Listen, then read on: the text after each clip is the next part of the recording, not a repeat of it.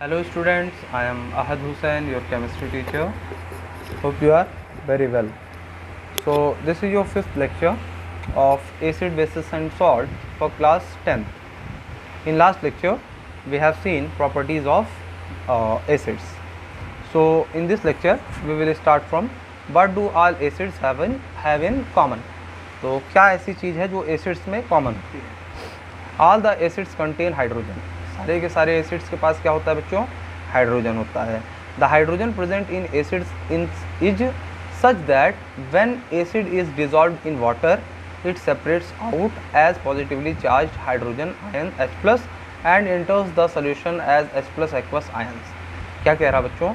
जैसे ही हम किसी एसिड को पानी में डालते हैं वो पानी में डिज़ोल्व हो जाता है और डिज़ोल्व होने के बाद वो H+ रिलीज़ करता है जिसको हम लोग हाइड्रोजन आयन कहते हैं, जो सोल्यूशन में H+ एक्वस के फॉर्म में रहेगा. मतलब जैसे ही हम एसिड को पानी में डालें एक सोल्यूशन बना, है ना. मान लीजिए HCl एसिड लिया था तो HCl पानी में डालते ही वो HCl पानी में घुल जाएगा.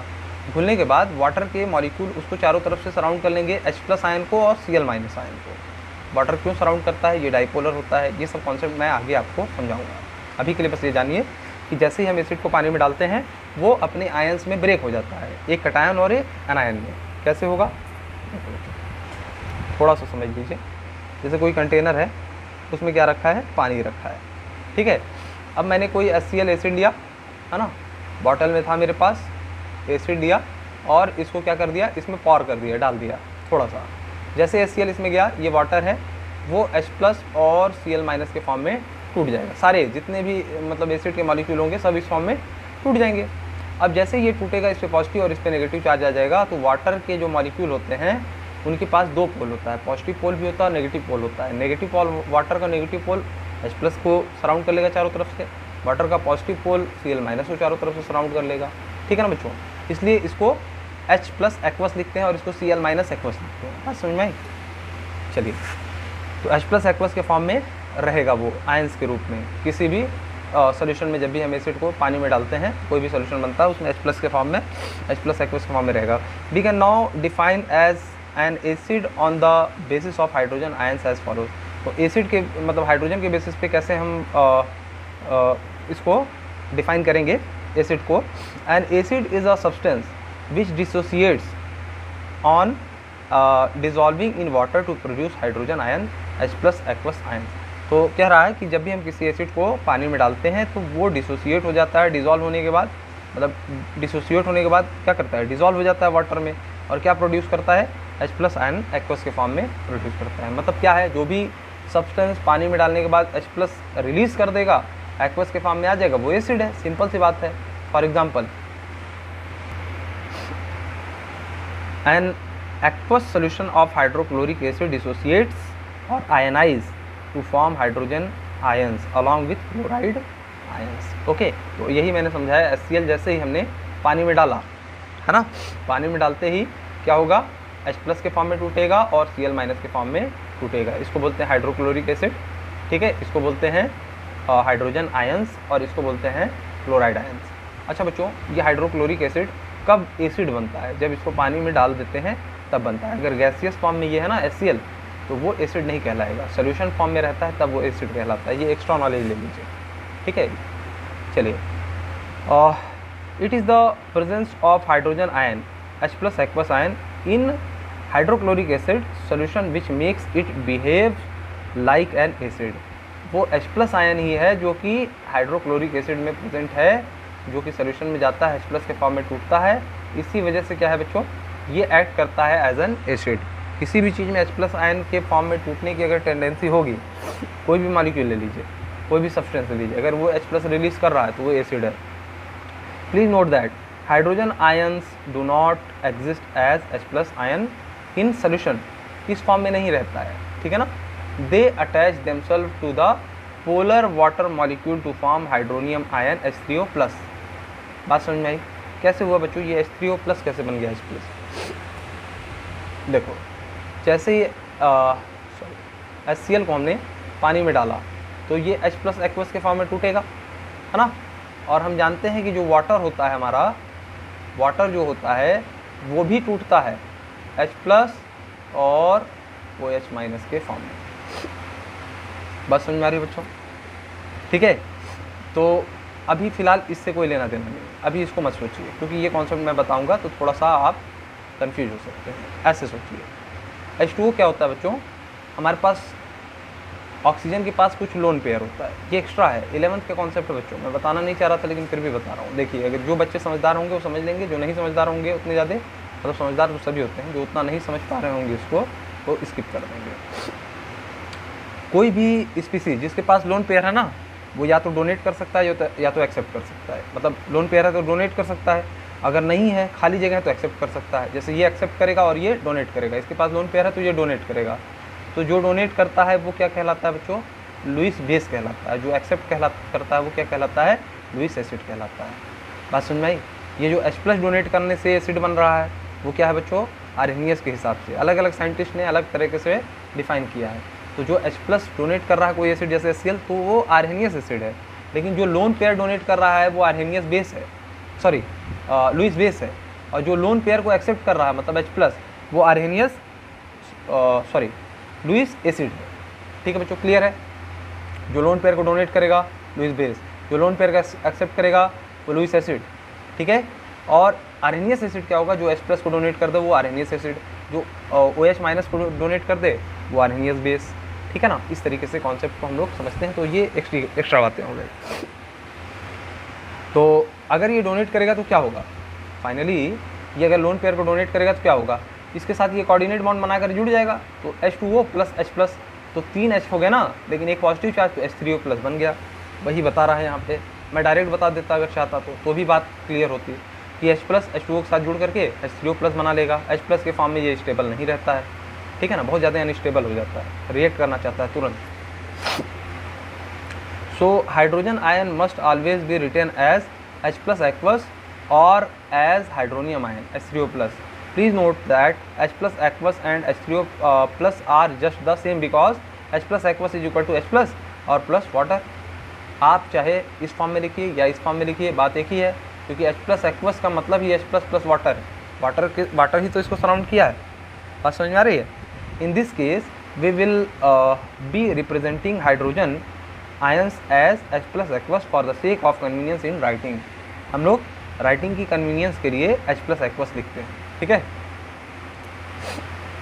A common thing in all the acids is that they produce hydrogen ion H+ aqueous ions when dissolved in waters। तो कॉमन चीज़ क्या हो गई? किसी भी एसिड में अगर वो एसिड है तो H+ डोनेट करने की टेंडेंसी होगी, ये कॉमन सी चीज़ है। Thus the acidic behavior of an acid solution is due to the presence of hydrogen ion in it। तो एसिडिक बिहेवियर क्यों आ रहा है? क्योंकि उसमें हाइड्रोजन आयन प्रेजेंट है। In other word it is the presence of hydrogen ion which gives an acid solution its acidic properties। For example, तो इसी मतलब H+ के प्रेजेंट होने की वजह से वो एसिडिक सोल्यूशन बनता है और उसकी कुछ एसिडिक प्रॉपर्टीज़ होती है। तो एसिडिक प्रॉपर्टीज़ देखिए क्या होती है। Hydrochloric acid HCl shows acidic character because it ionizes in aqueous solution to form hydrogen ion H+ aqueous along with chloride ions। तो HCl इसीलिए एसिड है क्योंकि वो सॉल्यूशन में जाने के बाद H+ के फॉर्म में टूटता है, साथ ही साथ Cl- भी देता है, तो ये बाई प्रोडक्ट है, उससे मतलब नहीं। Sulphuric acid H2SO4 shows acidic behavior because it ionize मतलब टूट जाना बच्चों, आयन के फॉर्म में ब्रेक हो जाना, उसको आयनाइज कहते हैं। Ionize in aqueous solution to give hydrogen ion H+ along with sulphate ion. तो H2SO4 जो एक्वस मतलब पानी में डालने के बाद एक्वस बना। अब एक्वस बनने में क्या होगा? वो 2H+ यानी 2H+ देगा ये, और SO4 2- के फॉर्म में पानी में रहेगा, ठीक है बच्चों। तो ये भी एसिड दे रहा, तो कॉमन हो गया ना, सारे एसिड क्या दे रहे हैं? H+ दे रहे हैं। नाइट्रिक एसिड क्या देगा? सेम वही चीज़, H+ देगा और NO3- देगा, है ना, एक्वस के फॉर्म में रहेंगे। तो देखिए कोई भी एसिड हो गया, CH3COOH acetic acid acetate ion देगा और H+ आयन देगा। तो जो भी एसिड दिख रहा है वो सब के सब क्या देते हैं बच्चों? H+ देते हैं, और आप इसको एक बार रीड कर लीजिए, ठीक है बच्चों। कॉमन क्या है? H+ दे रहा है, यही हमारा मेन इंपॉर्टेंस था इसका। The aqueous solution of glucose and alcohol do not show acidic behavior because their hydrogen does not separate out as hydrogen ion H+ aqueous on dissolving in water. क्या कहना चाह रहा है ये? जो शुगर है, ग्लूकोज है, अल्कोहल है। ग्लूकोज क्या होता है बच्चों? देखो पहले C6H12O6। अब इसमें भी हाइड्रोजन दिख रहा है, CH3COOH, इसमें भी हाइड्रोजन दिख रहा है। तो ये एसिटिक एसिड है। एसिटिक एसिड H+ देगा और एसिटेट आयन देगा पानी में डालने के बाद। लेकिन शुगर के मॉलिक्यूल, ग्लूकोज के मॉलिक्यूल और सुक्रोज के मॉलिक्यूल, जो इस तरह के मॉलिक्यूल होंगे, अल्कोहल होंगे, वो कभी भी एसिड में H+ के फॉर्म में टूटते ही नहीं हैं, इसलिए वो एसिड होते नहीं। बात समझ में आई? H+ इनके पास भी है, लेकिन ये H+ के फॉर्म में बाहर निकलेगा नहीं। बात समझ में आई? तो एसिड कौन होगा? जो H+ के फॉर्म में निकाल दे। अच्छा देखो, CH3COOH है ना, इसमें से सिर्फ एक H+ निकलेगा, यानी ये मोनो बेसिक एसिड है, सिर्फ एक H+ देने वाला एसिड है। यहाँ 3 H+ और है, 3 हाइड्रोजन और है, ये 3 हाइड्रोजन नहीं देगा, ये सिर्फ और सिर्फ एक H+ देगा। हाँ, और ये C6H12O6 एक भी H+ नहीं देगा, इसलिए एसिड ही नहीं है। ये ग्लूकोज जो होता है एसिड नहीं होता है। अब जैसे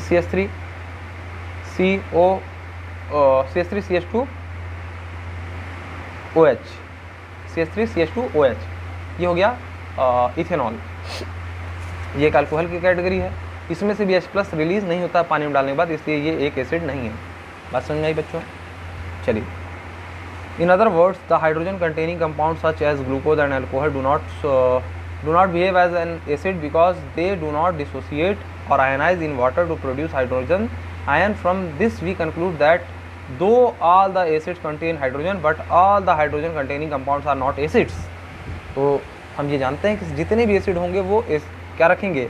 हाइड्रोजन तो होगा ही उनके पास, लेकिन जितने भी कंपाउंड सारे के सारे हाइड्रोजन रखते हैं वो जरूरी नहीं कि एसिड हों। बात समझ में आ गई होगी? To show that all the compounds containing hydrogen are not acids, ऐसा है कि सारे के सारे कंपाउंड जो हाइड्रोजन कंटेन करते हैं वो एसिड नहीं है, उसके लिए आपको कुछ चीज़ें देखनी पड़ेगी। The fact that all the hydrogen containing compounds are not acids can be shown by the following experiments. कुछ एक्सपेरिमेंट करके देखते हैं कि सारे के सारे H+ मतलब हाइड्रोजन रखने वाले कंपाउंड जो हैं एसिडिक हैं या नहीं है। पहला कुछ एक्सपेरिमेंट कर लेते हैं। The solution of hydrochloric acid, sulphuric acid, glucose and alcohol, all these are hydrogen containing compound. हम जानते हैं हाइड्रोक्लोरिक एसिड में क्या होता है? HCl, है ना। और सल्फ्यूरिक एसिड में क्या होता है? H2SO4 इसका फॉर्मूला होता है। ग्लूकोज का क्या होता है? C6H12O6 होता है। अल्कोहल का क्या होता है? मिथेनॉल, इथेनॉल, प्रोपेनॉल, पेंटेनॉल, कई तरीके के अल्कोहल होते हैं। कॉमन अल्कोहल जो होता है CH3CH2OH, जो हमारा इथेनॉल होता है, जो ड्रिंकिंग में लोग यूज़ करते हैं, जो कि बैड हैबिट है, लेकिन उसमें लोग इथेनॉल का यूज करते हैं। All these are hydrogen containing compound, इसमें भी हाइड्रोजन होगा, इसमें भी होगा, ग्लूकोज में भी होगा, अल्कोहल में भी होगा। अभी हमने फार्मूला देखा है। Fix 2 iron nail on a rubber cork and place the cork in a beaker. अब क्या करेंगे हम लोग? एक बीकर ले लेंगे और 2 रबर कॉर्क पर फिट क्या कर देंगे हम लोग? आयरन की नेल फिट कर देंगे। बात समझ में आ गई? ये देखिए, एक बीकर लिया, उसमें पानी डाला, एक रबर कॉर्क लगाया यहाँ पे, ऊपर से 2 आयरन की नेल हमने उसमें लगा दी। Third point, connect the nails to the 2 terminal of 6 volt battery through a switch and a bulb. अब हमने एक सर्किट से इसको कनेक्ट कर दिया बैटरी से। ये जो दोनों आयरन की नेल का आपको दिख रहा है, इसको तार से हमने इससे बैटरी के 6 वोल्ट के बैटरी से कनेक्ट कर दिया। उसमें एक स्विच है और एक बल्ब है। बात समझ में आ रही होगी? pour some dilute hydrochloric acid solution HCl in the beaker and switch on the current। अभी स्विच बंद रहेगा, जैसे ही हम हाइड्रोक्लोरिक एसिड डालेंगे और स्विच ऑन करेंगे, हाइड्रोक्लोरिक एसिड का कुछ सोल्यूशन थोड़ा सा डाला और अभी पानी था, प्योर वाटर में ये बल्ब जलता नहीं। बात समझ में? अभी आप कहेंगे सर लेकिन करंट तो मारता है। तो बच्चों, करंट जो है सिर्फ और सिर्फ प्योर वाटर में मारता है। जो आप पीते हैं वो प्योर थोड़ी ना होता है। 100% प्योरेस्ट वाटर होगा तो उसमें से करंट पास ही नहीं होगा। आपको जो आप वाटर पीते हैं या जो वाटर पॉन्ड का होता है, नदी का होता है, समुद्र का होता है, उसमें आयंस की प्रेजेंस होती है बच्चों। कैल्शियम आयंस, मैग्नीशियम आयंस, है ना, सोडियम आयंस, आयोडीन आयंस। तो कई तरह के आयंस प्रेजेंट होने की वजह से वो इलेक्ट्रिसिटी का अच्छा कंडक्टर बन जाता है। Pure water H2O is not a good conductor of electricity. Okay, तो देखिए, जैसे ही हाइड्रोक्लोरिक एसिड डाला, पहले तो वाटर था, प्योर वाटर, है ना, लैब में प्योर वाटर आपको मिलेगा। प्योर वाटर रखा, ये सिस्टम लगाया, बैटरी से कनेक्ट किया और देखा कि स्विच ऑन करने पर बल्ब नहीं जल रहा, स्विच बंद कर दिया। हम HCl डालें, HCl का सोल्यूशन इसमें थोड़ा सा, फिर से हम लोग क्या करेंगे? स्विच ऑन करेंगे। Okay, the bulb start glowing, bulb क्या करेगा, जलने लगेगा। जैसे ही हम Cl डाल करके, पहले पानी था तो नहीं जल रहा था, सिर्फ और सिर्फ पानी था, नहीं जलेगा क्योंकि सर्किट ही कंप्लीट नहीं होगी। अब यहाँ से ये वाला नेल जो है अलग है ना, टूटा हुआ है, पानी इसमें कंडक्शन का काम नहीं कर पा रहा है, इसलिए ये वाले तार का इससे कोई कनेक्शन नहीं हो पा रहा है। जैसे ही हम Cl डालें तो यहाँ से आयन का फ्लो होने लगा और ये सर्किट कंप्लीट हो गई, इसलिए बल्ब क्या हो गया, चलने लगा बच्चों। This shows that hydrochloric acid solution taken in the beaker conducts electricity. तो हाइड्रोक्लोरिक एसिड क्या कर सकता है, बीकर में रखने के बाद, बीकर में डालने के बाद क्या होगा, जो सोल्यूशन बना वो इलेक्ट्रिसिटी को कंडक्ट करेगा। If we repeat this experiment by taking sulphuric acid solution in the beaker the bulb glow again. अगर सल्फ्यूरिक एसिड ले लेते हैं इसकी जगह तो भी बल्ब ग्लो करता। हमने दूसरा बीकर लिया, उसमें थोड़ा पानी डाला, प्योर वाटर, इसी तरीके से सिस्टम बनाया, ये रबर कॉर्क लगाया, आयरन नील लगाई, इसको कनेक्ट किया बैटरी के 6 वोल्ट के बैटरी से, इधर बल्ब लगाया, इधर स्विच ऑन करने के लिए लगाया। अब प्योर वाटर में हमने इस बार सल्फ्यूरिक एसिड का थोड़ा सा सोल्यूशन डाल दिया, फिर भी देखेंगे कि स्विच ऑन करने पे ये जल रहा है क्योंकि सर्किट कंप्लीट कर देता है। जिसमें भी आयन की प्रेजेंट होती है ना, वो सर्किट को कंप्लीट कर देता है बच्चों, ठीक है ना। If we repeat this experiment by taking sulfuric acid, the bulb will glow again. This shows that sulfuric acid solution also conduct electricity. In fact, the acid solution conduct electricity. इसका मतलब ये है कि एसिड का जो solution होता है वो इलेक्ट्रिसिटी को कंडक्ट करता है। ओके, तो फिफ्थ पॉइंट क्या है, let us now take glucose solution C6H12O6। मतलब C6H12O6 को हमने पानी में डाल के एक सोल्यूशन बनाया प्योर वाटर में, और उसको एक बीकर में हमने ले लिया, इस तरीके का वही अरेंजमेंट लगाया, 2 आयरन नील लगाई रबर कॉर्क पे और दोनों को बैटरी के 6 वोल्ट बैटरी पे कनेक्ट कर दिया and switch on the current. यहाँ पे स्विच हमने ऑन कर दिया। The bulb does not glow in this case, this shows that glucose solution does not conduct electricity. इसका मतलब क्या है बच्चों, ग्लूकोज का जो सोल्यूशन होता है वो इलेक्ट्रिसिटी कंडक्ट नहीं करता है। If we repeat experiment by taking alcohol solution in the beaker the bulb does not glow again. अगर हम लोग अल्कोहल भी रख देंगे तो बल्ब ग्लो नहीं करेगा। This shows that alcohol solution also not conduct electricity. Alcohol का भी सोल्यूशन इलेक्ट्रिसिटी कंडक्ट नहीं करता है। The aqueous solution of acid conduct electricity due to the presence of charge particle called ions in it. तो जो acid का aqueous solution बनेगा वो इलेक्ट्रिसिटी को कंडक्ट कर सकता है। क्यों? क्योंकि इसमें आयंस की प्रेजेंट होती है। किसमें? एसिड में। ग्लूकोज और अल्कोहल में प्रेजेंट नहीं होती है आयंस की, है ना। वो पानी में डालने के बाद आयनाइज नहीं होते हैं, टूटते नहीं हैं अपने कैटायन एनायन में। For example, when hydrochloric acid HCl is dissolve in water then its solution contains hydrogen ion. HCl को डालते हैं तो H+ देता है एंड क्लोराइड आयन Cl- भी देता है, तो इसलिए इसमें आयन की प्रेजेंस हो गई तो ये गुड कंडक्टर हो गया जो प्योर वाटर था। These ions can carry electric current. ये आयन क्या करते हैं? इलेक्ट्रिक करंट को कैरी करते हैं। So due to the presence of H+ aqueous and Cl- aqueous ion, a solution of hydrochloric acid conduct electricity and this makes the bulb glow, और इसी वजह से बल्ब जलता है in the above experiment. On the other hand, the hydrogen containing compounds like glucose, है ना, and alcohol do not produce hydrogen ions or some other ions in solution. कोई भी अदर आयन नहीं बनाते हैं सोल्यूशन में ना, जो ग्लूकोज होते हैं, अल्कोहल होते हैं। So due to the absence of ions glucose solution and alcohol solution do not conduct electricity. ठीक है ना, ये दोनों नहीं करेंगे। And bulb does not glow in the above experiment. इस एक्सपेरिमेंट में बल्ब नहीं ग्लो किया। For this from this experiment we conclude that the hydrogen containing compound such as glucose and alcohol are not categorized as acids because they do not dissociate or ionize in water to produce hydrogen ion.